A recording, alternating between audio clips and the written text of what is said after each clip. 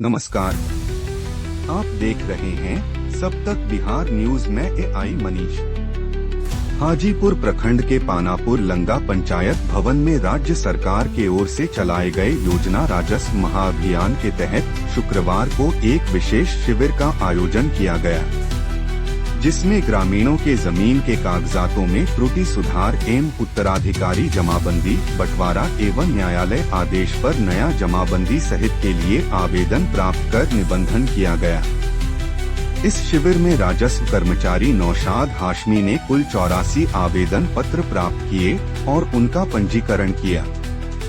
जिसमें जमाबंदी सुधार के लिए 71 आवेदन, ऑनलाइन जमाबंदी कायम के लिए 4, उत्तराधिकारी म्यूटेशन के लिए 4, बंटवारा के लिए 5 आवेदन आया।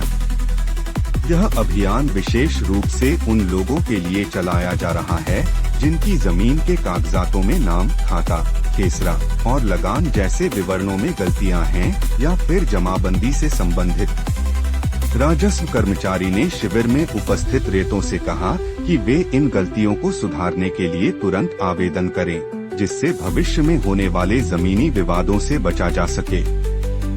इस महाअभियान शिविर का निरीक्षण करने के लिए राजस्व विभाग बिहार सरकार के सचिव जय सिंह, वैशाली के अपर समाहर्ता संजय कुमार,